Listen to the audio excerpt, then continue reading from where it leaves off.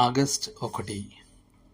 సమయోచితముగా పలుకబడిన మాట చిత్రమైన వెండి పళ్ళెములలో ఉంచబడిన బంగారు పండ్ల వంటిది. సామెతలు 25:11. వెండి పళ్ళెంలో ఉంచిన బంగారు పండ్ల కలయిక చూడటానికి ఎంతో ఆహ్లాదకరంగా ఉంటుంది.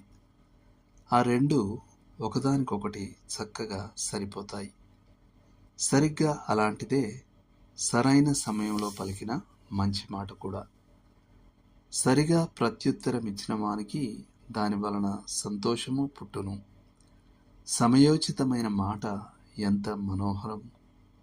సామెతలు 15:23. ఒక అనుభవజ్ఞురాలైన మిషనరీ సహోదరి క్యాన్సర్ వార్డులో మరణానికి చేరువలో ఉంది. స్పృహలోనే ఉంది, కానీ మాట్లాడడానికి కూడా శక్తి లేదు. ఒక దైవ భక్తిగల సంఘ పెద్ద సాయంత్రం సందర్శన వేళలు ముగిసే సమయానికి ఆమె దగ్గరకు వెళ్ళాడు. ఆమె చెవిలో పరమగీతము 8:5 చదివాడు. తన ప్రియుని మీద ఆనుకొని అరణ్య మార్గమున వచ్చినది ఎవతే. ఆమె కళ్ళు తెరిచి చిరునవ్వు నవ్వింది. ఈ ఏడ్పుతో బాధతో నిండిన లోకంతో ఆమెకు అదే చివరి స్పర్శ. తెల్లవారక ముందే ఆమె తన ప్రియునిపై ఆనుకొని ఈ ఒంటరితనంను విడిచి వెళ్ళిపోయింది. అది ఎంత విలువైన మాట. ఒక కుటుంబం తమ ప్రియమైన వారిని కోల్పోయి తీవ్ర దుఃఖంలో మునిగిపోయింది. స్నేహితులు గుంపులుగా చేరి వారికి ఓదార్పును అందించారు, కానీ ఏవి వారి హృదయ వేదనను తీర్చలేకపోయాయి. అప్పుడు డాక్టర్ H.A. ఐరన్సైడ్ నుంచి ఒక దేవుని వాక్యం వచ్చింది. అందులో కీర్తనలు 35:5 ఉటంకించబడింది.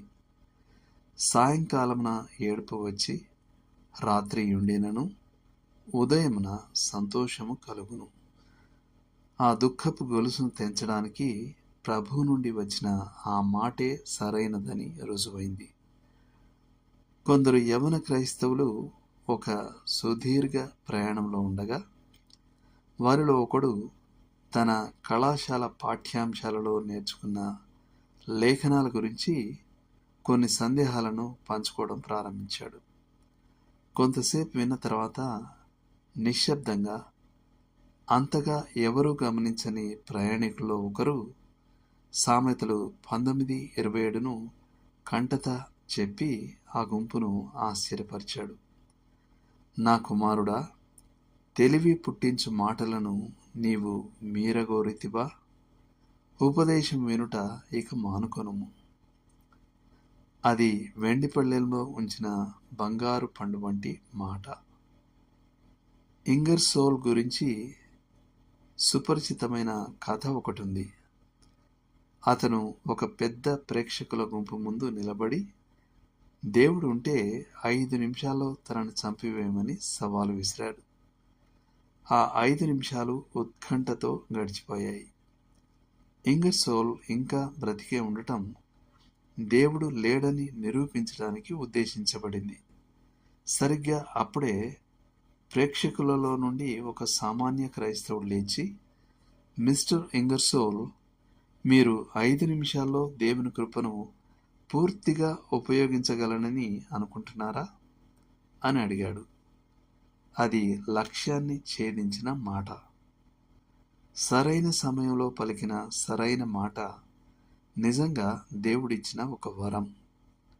ఆదరణ, ప్రోత్సాహం, హెచ్చరిక లేదా గద్దింపు వంటి తగిన మాటలను పలకడానికి దేవుని ఆత్మ మనల్ని వాడుకునేలా మనం ఆ వరాన్ని ఆశించాలి. దేవుడు మిమ్మల్ని దీవించునుగాక.